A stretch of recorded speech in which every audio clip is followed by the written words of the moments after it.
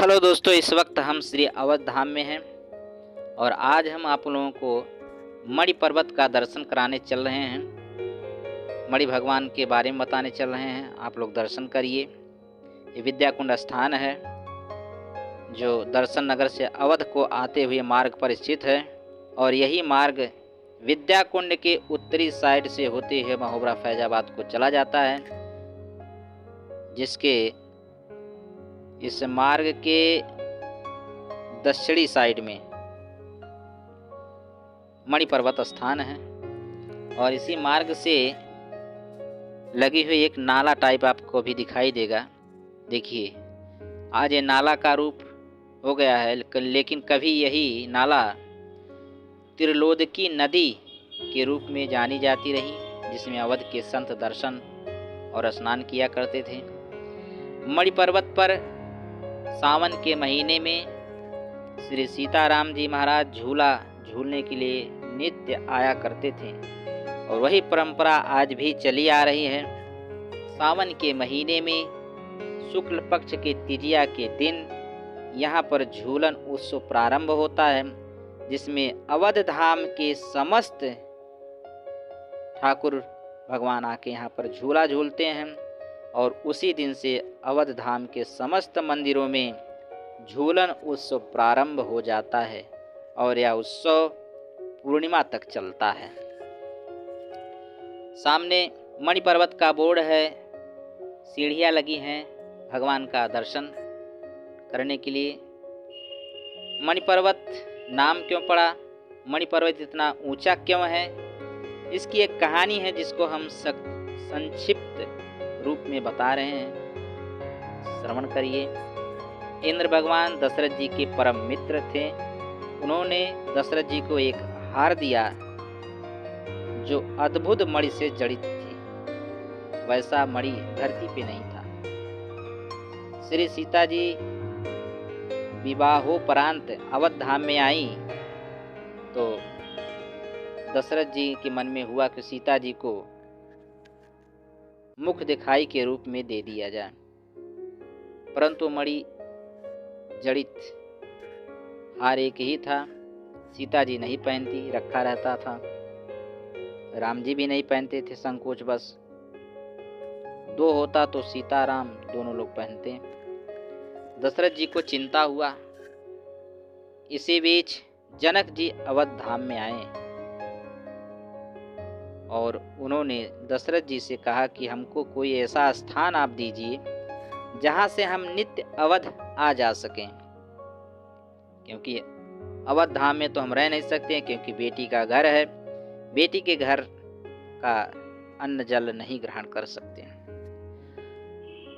अवध धाम के पश्चिम दिशा में उनको एक स्थान बता दिया गया जहां पर जनक जी ने अपना निवास स्थान बसाया और जनक जी के बसाने के कारण उसका नाम जनकौरा पड़ा। और इस वक्त हम मणि पर्वत के मध्य ऊंचाई पे पहुंच गए हैं, जहां से नीचे का दृश्य देखिए कितना अद्भुत लग रहा है, सुंदर लग रहा है, मनोहारी दृश्य है। यहाँ का शांत वातावरण मन को बहुत सुंदर लगता है। भक्ति का भाव उत्पन्न होता है, मन में शांति मिलती है। और अब हम धीरे धीरे भगवान के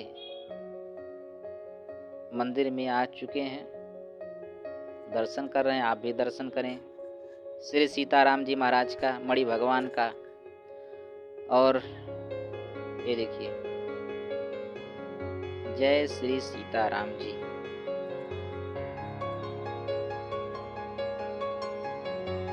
अब हम चलते हैं ऊपर मणि पर्वत के ऊपरी छत पे, जहाँ से आपको अद्भुत दृश्य दिखाते हैं।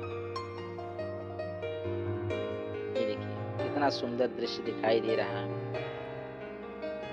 ऐसा लग रहा है कि विशाल जंगल है और उस जंगल में यत्र तत्र निवास स्थान या बस्तियां बसी हुई हैं। तो बता रहे थे कि जनकौरा स्थान पड़ा,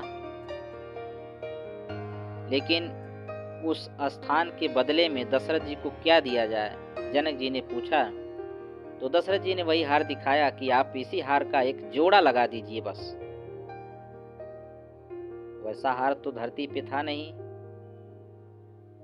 जनक जी कहाँ से दें। जनक जी को बहुत चिंता हुआ, क्या करें। देखिए मणि पर्वत के ऊपरी छत पे हम आ गए हैं और यहाँ से उत्तरी दिशा में हम दिखा रहे हैं जहाँ सरजू माँ प्रवाहित होती हैं। बारिश के समय में सरजू माँ का दर्शन आप मणि पर्वत से आसानी से कर सकते हैं, दिखाई देती हैं। अद्भुत दृश्य है। तो जनक जी से उस मणि हार का जोड़ा लगाने को कहा गया। जनक जी चिंतित हुए, कहाँ से दिया जाए।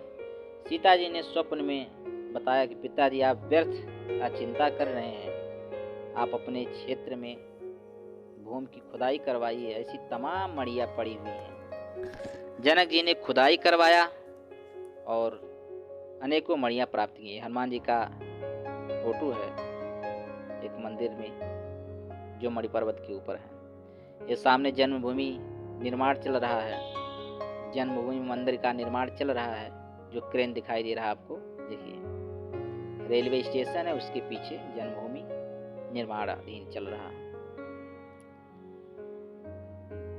सो जनक जी ने खुदाई करवाया तो तमाम मणि निकली और उन समस्त मणियों को लड़िया पे लदवा के अवध धाम भेजवा दिया गया। दशरथ जी को सूचना दिया गया मणि कहाँ पे रखी जाए। तो जितना रखने की क्षमता थी उतना रखा गया। संख्या इतनी अधिक थी कि उसको रखाना, सभी मणियों को रखना संभव नहीं था। सो दशरथ जी ने कहा कि अवध धाम के, इस अवध धाम के दक्षिण दिशा में जो वन क्षेत्र है कहीं पर आप रखवा दीजिए।